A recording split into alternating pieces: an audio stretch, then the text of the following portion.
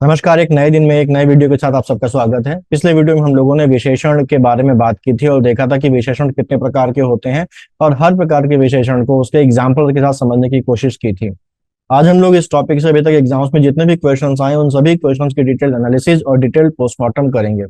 Objective यहाँ हम लोग का ये रहेगा कि हम एग्जाम में अगर इस टॉपिक से या जो भी टॉपिक हम लोग यहाँ पर कवर करेंगे, जो भी क्वेश्चन है उनको 100% एक्यूरेसी के साथ सॉल्व कर सकें और एग्जाम में हम मैक्सिमम मार्क्स सिक्योर करने की कोशिश करें।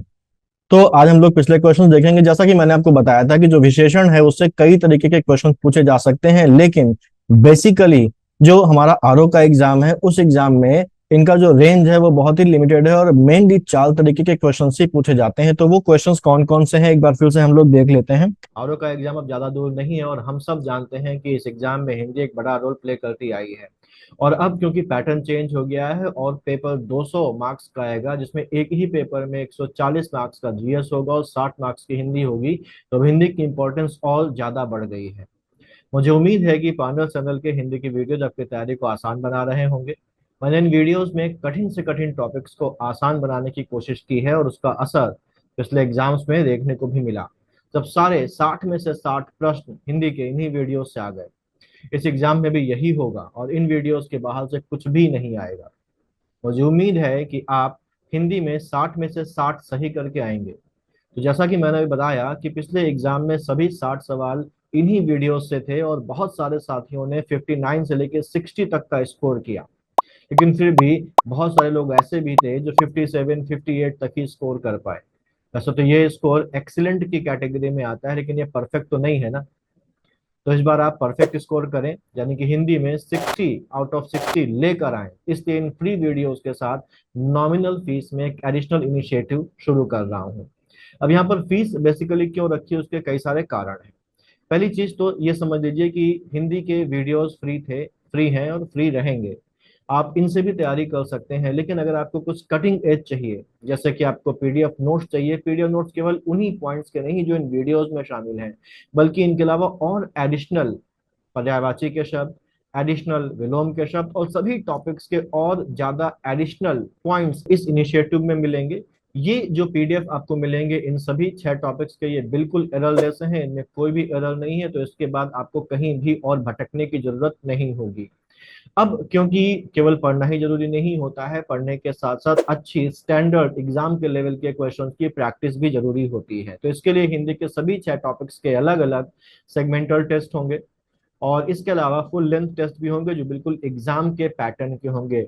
लगभग 6 फुल लेंथ टेस्ट मैं यहाँ पर लूंगा और साथ साथ सेगमेंटल टेस्ट भी होंगे। तो काफी सारे क्वेश्चंस की प्रैक्टिस जो एग्जाम के लिए बहुत इंपॉर्टेंट है वो आपके यहाँ से कवर हो जाएंगे और ये सब मेरी खुद की पर्सनल गाइडेंस में होगा। मैं खुद यहाँ पर आपके साथ इन्वॉल्व रहूंगा। तो वीडियोस तो फ्री हैं ही, उनका बेनिफिट आप ले रहे हैं और इस कटिंग एज का बेनिफिट भी आप उठाइए। और अगर आप चाहते हैं कि आप भी हिंदी में 60 आउट ऑफ 60 लेकर आए तो इसे जरूर ज्वाइन करिए।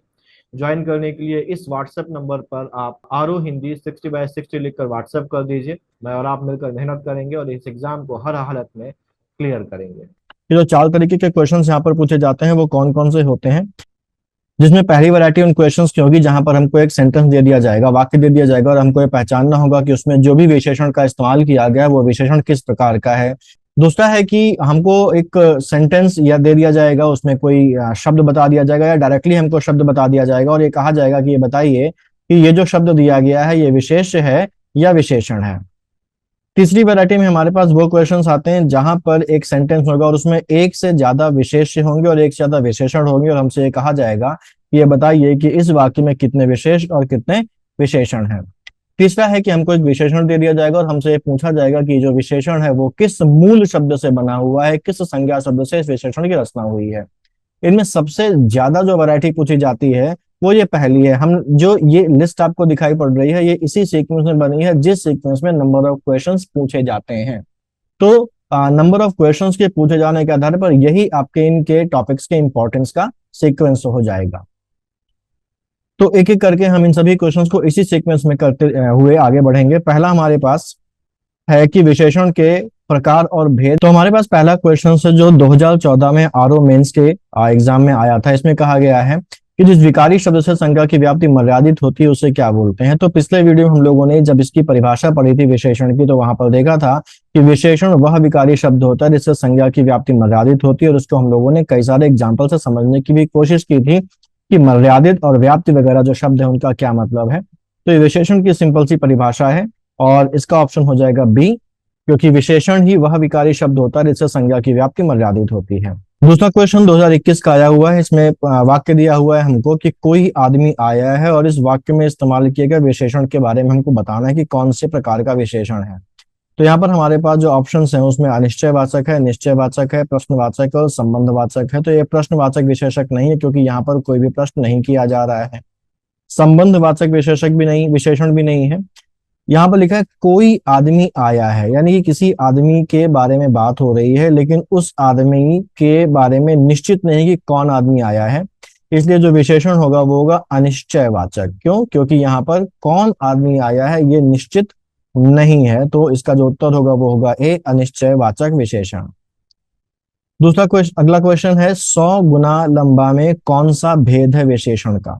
तो हम लोगों ने देखा था कल कि संख्यावाचक विशेषण होता है और संख्यावाचक विशेषण के कई सारे भेद होते हैं, जिसमें एक था आवृत्तिवाचक विशेषण। आवृत्तिवाचक विशेषण वो सभी शब्द जिनमें गुना लगा होगा, 2 गुना, 3 गुना, 4 गुना, ये सभी जो विशेषण है वो विशेषण आवृत्तिवाचक विशेषण की कैटेगरी में आएंगे। गणनावाचक विशेषण में हमेशा संख्या देकर रखी गई होगी 1, 2, 3। क्रमवाचक विशेषण की पहचान होती है कि यहाँ पर जो विशेषण प्रयुक्त होगा वो होगा पहला, दूसरा, तीसरा, यानी कि एक क्रम बताएगा। आवृत्तिवाचक विशेषण जैसे 2 गुना, 3 गुना एक्सेट्रा। तो ये जो 100 गुना लंबा में विशेषण इस्तेमाल हुआ है वो है आवृत्तिवाचक विशेषण। प्रयागराज में 10वां व्यक्ति कोरोना पीड़ित है, 10वां शब्द है, सीधे सीधे बता दिया गया कि 10वां शब्द यहाँ पर एक विशेषण है, लेकिन वो कौन सा विशेषण है वो हमको बताना है। ऑप्शन में हमारे पास गणनावाचक विशेषण है, क्रमवाचक, आवृत्तिवाचक और समुदायवाचक विशेषण है। गणनावाचक विशेषण में पहचान होती है कि यहाँ पर गिनती देकर रखी गई होगी 1, 2, 3। अगर लिखा होता प्रयागराज में 10 व्यक्ति कोरोना पीड़ित है तो वो गणनावाचक विशेषण होता। आवृत्तिवाचक विशेषण में हमेशा गुना शब्द आएगा, 2 गुना, 3 गुना, 4 गुना। समुदायवाचक विशेषण ग्रुप की बात करता है, जैसे अगर शब्द इस्तेमाल हुआ है चारों, पांचों, दोनों, तो ये समुदायवाचक विशेषण की कैटेगरी में आ जाएगा। क्रमवाचक विशेषण नाम में ही लिखा है क्रम बताएगा, तो अगर इस्तेमाल हुआ है शब्द पहला, दूसरा, 10वां, तो ये क्रमवाचक विशेषण की कैटेगरी में आएगा। और क्योंकि यहाँ पर क्रम बताया जा रहा है कि 10वां व्यक्ति कोरोना पीड़ित है, तो जो विशेषण हो जाएगा यहाँ पर वो हो जाएगा क्रमवाचक विशेषण। नेक्स्ट क्वेश्चन है प्रताप सिंह का घोड़ा काला है। यहाँ पर एक चीज हम लोग देख लेते हैं, ये एक सेंटेंस में विशेष क्या है और विशेषण क्या है। तो विशेषण यहाँ पर इस्तेमाल हुआ है शब्द काला, ये एक प्रकार का रंग बता रहा है, तो ये गुणवाचक विशेषण है। लेकिन अगर विशेषण है तो कोई विशेष भी होगा, तो यहाँ पर विशेष कौन है, तो यहाँ पर 2 संज्ञाएं इस्तेमाल हुई, एक प्रताप सिंह ये एक संज्ञा है और दूसरा है घोड़ा। तो जो काला रंग है ये किसका है, ये काला रंग घोड़े का रंग है, यानी कि यहाँ पर जो विशेष हो गया वो क्या हो गया, घोड़ा हो गया। और हम लोगों ने पिछली वीडियो में देखा था कि पोजीशन के हिसाब से कि वाक्य में विशेष और विशेषण की पोजीशन क्या है, उस आधार पर जो विशेषण है वो विशेष या उद्देश्य विशेषण हो सकता है या फिर वो विधेय विशेषण हो सकता है। उद्देश्य या विशेष विशेषण वो थे जहां पर जो विशेषण है वो विशेष के पहले आता है, और विधेय विशेषण वो विशेषण था जहां पर जो विशेषण है वो विशेष के बाद आता है। तो यहाँ पर ये विशेष है और उसके बाद ये विशेषण आया है, तो ये जो उदाहरण है ये किस चीज का हो जाएगा, ये विधेय विशेषण का उदाहरण हो जाएगा। तो वैसे अगर देखा जाए तो काला जो है ये गुणवाचक संज्ञा है अपनी लक्षण की वजह से, लेकिन अगर स्थान के पॉइंट ऑफ व्यू से देखा जाए तो ये जो काला है ये किस प्रकार का विशेषण है, विधेय विशेषण है, क्योंकि ये विशेष के बाद आया है। अब यहाँ पर पूछा गया है कि विशेषण की दृष्टि से कौन सा विशेषण है, तो सार्वनामिक है नहीं, क्रमबोधक है नहीं, क्योंकि क्रमबोधक में पहला, दूसरा, तीसरा करके आएगा। ये विशेष विशेषण नहीं है, क्योंकि विशेष विशेषण वो विशेषण होते हैं जो विशेष के पहले आते हैं। ये विधेय विशेषण है क्योंकि ये विशेष के बाद आया है। तो इसका ऑप्शन होगा सही सी। अब यहाँ पर हमारे पास चार सेंटेंसेस देके रखे गए हैं, चार वाक्य दिए गए हैं और यहाँ पर कहा गया कि इनमें से एक तथ्य गलत है। तो यहाँ पर हमारे पास पहला है कि विशेषण से संज्ञा की व्याप्ति परिमित हो जाती है। डेफिनेशन देखी थी, वहां पर हम लोगों ने देखा था कि विशेषण वह विकारी शब्द है जिससे संज्ञा की व्याप्ति मर्यादित होती है। तो मर्यादित होना और परिमित होना ये दोनों एक तरीके से पर्यायवाची हैं। उस हिसाब से ये ए सही है, ये गलत नहीं है। और जिस विकारी शब्द से संज्ञा की व्याप्ति मर्यादित होती है उसे विशेषण कहते हैं। तो ये जो बी है ये भी बिल्कुल सही है, क्योंकि ये सीधे सीधे आपको परिभाषा ही देकर रखी गई है। सी है प्रयोग की स्थिति के आधार पर अंकित शब्द विशेषण और विशेष्य दोनों है। तो अंकित शब्द विशेषण भी हो सकता है और विशेष्य भी हो सकता है। जनरली अंकित शब्द विशेषण के रूप में आएगा, लेकिन अगर अंकित शब्द का इस्तेमाल क्योंकि किसी के नाम के रूप में भी हो सकता है, तो जब नाम के रूप में इस्तेमाल होगा तो ये क्या हो जाएगा, तो ये विशेष्य हो जाएगा। तो अंकित शब्द विशेषण के रूप में भी इस्तेमाल हो सकता है और विशेष्य के रूप में भी इस्तेमाल हो सकता है, तो ये भी सही है, यानी कि ये तथ्य गलत नहीं है। डी ऑप्शन अगर देखें तो ये लिखा हुआ है विशेषण सदैव विशेष्य के पहले प्रयुक्त होता है। तो अभी पिछले क्वेश्चन में हम लोगों ने देखा था कि विशेषण केवल विशेष्य के पहले ही नहीं बल्कि विशेष्य के बाद भी इस्तेमाल हो सकता है, और जब वो विशेष्य के बाद इस्तेमाल होता है तो उसको हम लोग बोलते हैं विधेय विशेषण। तो यहाँ पर कह रहा है कि सदैव विशेष्य के पहले प्रयुक्त होता है, तो ये गलत हो गया, क्योंकि वो विशेष्य के बाद भी विधेय विशेषण के रूप में इस्तेमाल हो सकता है। तो इसका जो ऑप्शन है वो ये होगा, ये तथ्य गलत है। तो ऑप्शन सही हो गया डी। नेक्स्ट क्वेश्चन है संख्यावाचक विशेषण जो चौगुना है इनमें से क्या है। पिछले ही क्वेश्चन पे हम लोगों ने देखा था कि जहां पर गुना आएगा, चौगुना, दो गुना, 10 गुना, 12 गुना, 5 गुना, जहां पर भी गुना आएगा तो वो संख्यावाचक विशेषण में निश्चित संख्यावाचक विशेषण की कैटेगरी में आएगा, और निश्चित संख्यावाचक विशेषण की कैटेगरी में भी वो आ जाएगा आवृत्तिवाचक विशेषण की कैटेगरी में। तो अब इस हिसाब से देख लेते हैं, यहाँ पर ये क्रमवाचक विशेषण नहीं है क्योंकि उसमें क्रम दिया होगा पहला, दूसरा, तीसरा। गणनावाचक विशेषण नहीं, क्योंकि गणनावाचक में सीधा नंबर दे दिया जाता है 1 2 3। राम के पास 2 किताबें हैं, तो ये गणनावाचक विशेषण का एग्जाम्पल मैंने दिया। समुदायवाचक विशेषण में ग्रुप दिया होगा दोनों, चारों, पांचों, तो ये भी नहीं है। ये आवृत्तिवाचक विशेषण है, ठीक है। तो इसका सही आंसर हो जाएगा बी। वे अच्छी लड़कियां हैं वाक्य में विकारी विशेषण है।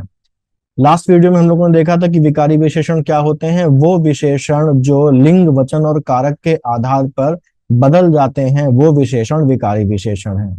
और हम लोगों ने लिंग के आधार पर देखा था कि लड़के के लिए अगर इस्तेमाल करेंगे तो शब्द अच्छा इस्तेमाल किया जाएगा, और लड़की के लिए जब लिंग चेंज होके वो स्त्रीलिंग हो जाएगा तो अच्छा बदल के अपने आप में क्या हो जाएगा, अच्छी हो जाएगा। एक एग्जांपल और लिया था हम लोगों ने, पुल्लिंग अगर है तो काला शब्द इस्तेमाल होगा, स्त्रीलिंग में काली शब्द इस्तेमाल होगा। तो ये जो विशेषण है, ये विशेषण लिंग, वचन और कारक के आधार पर बदल जा रहे हैं, तो वो सभी विशेषण कहलाएंगे विकारी विशेषण।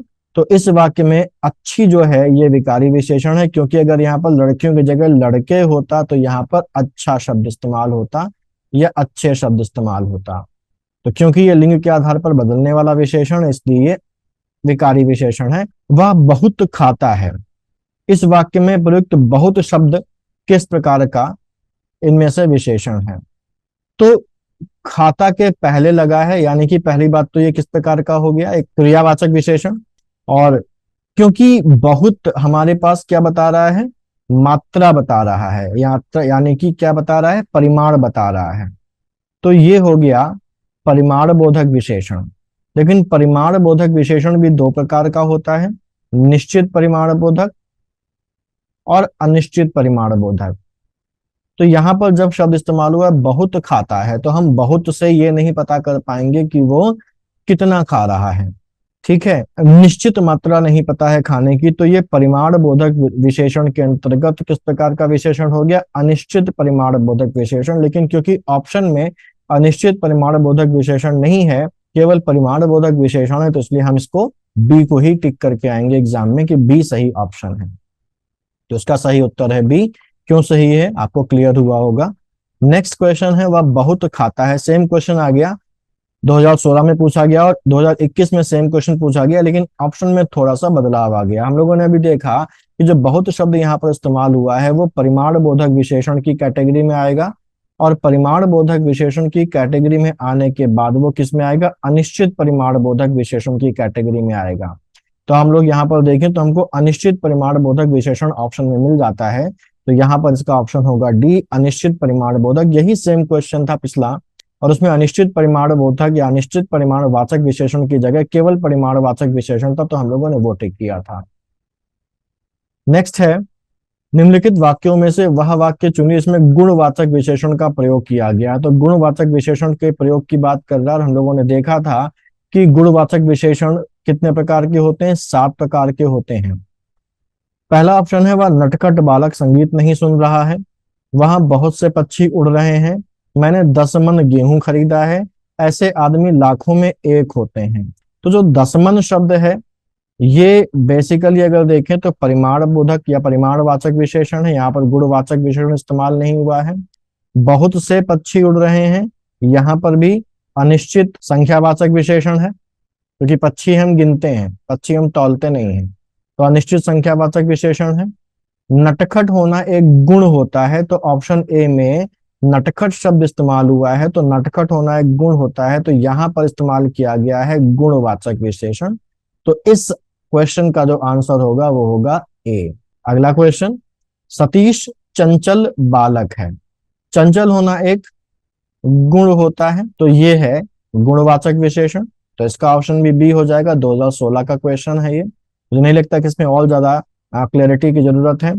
विधेय विशेषण हम लोग जानते ही हैं क्या होता है, वह विशेषण जो बाद में इस्तेमाल होता है विशेष के, वो विशेषण विधेय विशेषण कहलाता है, और जो पहले इस्तेमाल होता है वह विशेष विशेषण कहलाता है। तो क्योंकि यहाँ पर अच्छा एक चीज और देखने वाली बात है कि यहाँ पर चंचल शब्द विशेषण तो है, लेकिन चंचल के लिए विशेष क्या है, क्या सतीश विशेष है या बालक विशेष है? आप तो मुझे कमेंट बॉक्स में बताइए कि यहाँ पर इस क्वेश्चन में सतीश को विशेष माने या बालक को विशेष माने, ये आपको बताना है कमेंट में, मुझे बताइए कमेंट करके। सार्वनामिक विशेषण यहाँ पर सर्वनाम विशेषण के रूप में इस्तेमाल होता है।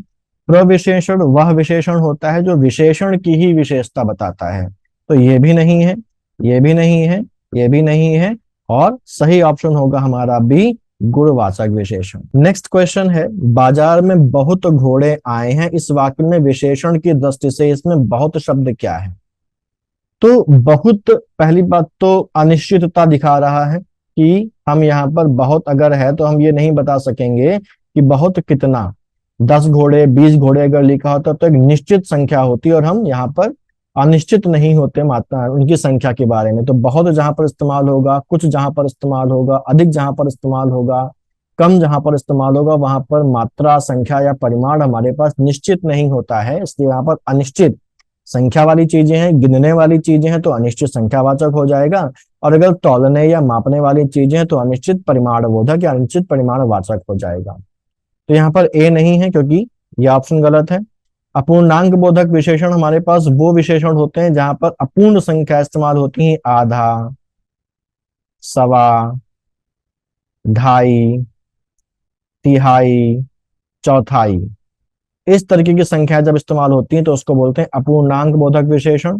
तुलनात्मक विशेषण हमारे पास वो विशेषण होते हैं जहां पर 2 या 2 से अधिक लोगों के बीच में तुलना की जा रही हो, तो यहाँ पर तुलना नहीं हो रही है, तो ये भी नहीं है और ये भी नहीं है।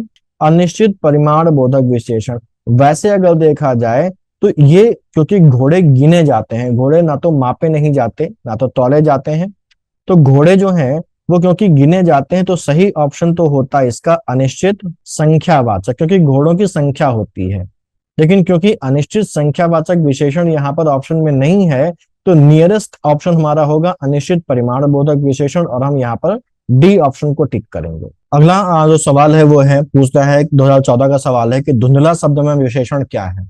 तो हम लोगों ने विशेषण में देखा था गुणवाचक विशेषण, और गुणवाचक विशेषण में जो 7 प्रकार थे उनमें से एक प्रकार इसमें रंग के बारे में बात की जा रही, तो वहां पर चमकीला, नीला, पीला, लाल के साथ जो धुंधला, फीका, चमकीला, ये भी एक प्रकार के गुणवाचक विशेषण में रंगों की कैटेगरी में आ जाते हैं।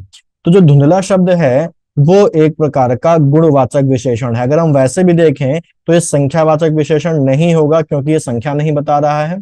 साथ ही साथ ये सार्वनामिक विशेषण नहीं होगा, क्योंकि यहाँ पर सर्वनाम का प्रयोग नहीं किया गया है। बचता है बी और डी।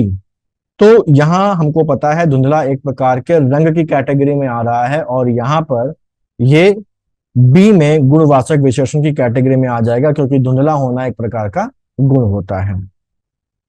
निम्नलिखित में से किस वाक्य में उत्तमा अवस्था गुणवाचक विशेषण विशेष का प्रयोग किया गया है? उत्तमा अवस्था, हम लोगों ने तुलनात्मक विशेषण देखा था, और तुलनात्मक विशेषण में हम लोगों ने 3 कैटेगरीज देखी थी। एक देखी थी मूलावस्था विशेषण की, दूसरी थी उत्तरावस्था विशेषण की, और तीसरी थी उत्तमा अवस्था विशेषण की। मूलावस्था विशेषण की वो अवस्था होती है इसमें कोई भी तुलना नहीं की जा रही होती है। जब तुलना ना की जाए तो उस प्रकार के विशेषण को मूलावस्था बोलते हैं। ऐसे हमने कहा राम सुंदर है, तो यहाँ पर राम की एक गुण बताया जा रहा है, एक विशेषता बताई जा रही है, लेकिन राम की तुलना किसी के साथ नहीं की जा रही है, तो इसको विशेषण की मूलावस्था बोलते हैं। जब हम 2 लोगों के बीच में तुलना करें तो उसको बोलते हैं विशेषण की उत्तरावस्था, की राम श्याम से अधिक सुंदर है।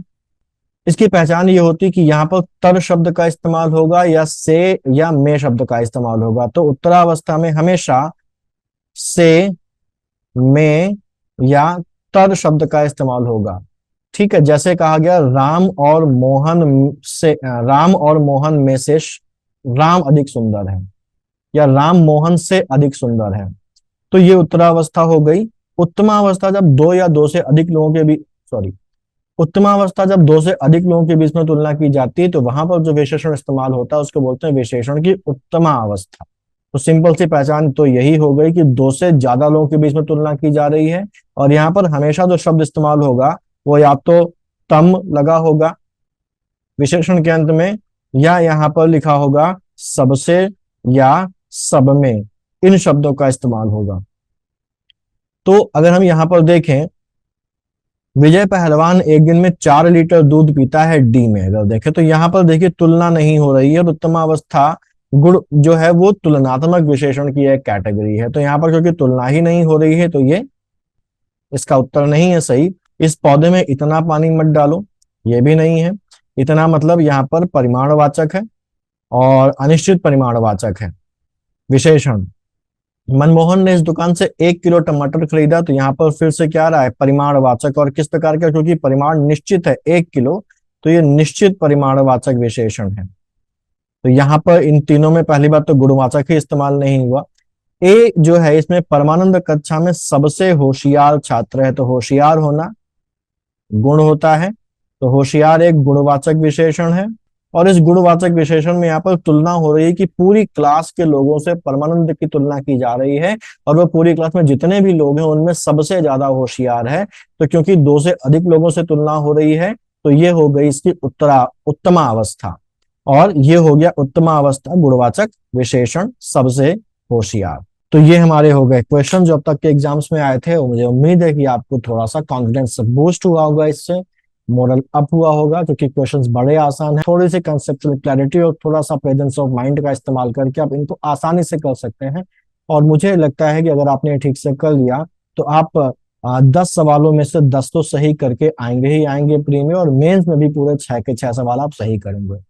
अगर कोई डाउट होता है तो कमेंट बॉक्स में मुझे बताइए, और मैं कोशिश करूंगा कि मैं उसको क्लियर करूं। तो फिर अगले वीडियो में मिलते हैं, तब तक के लिए कीप स्टडी।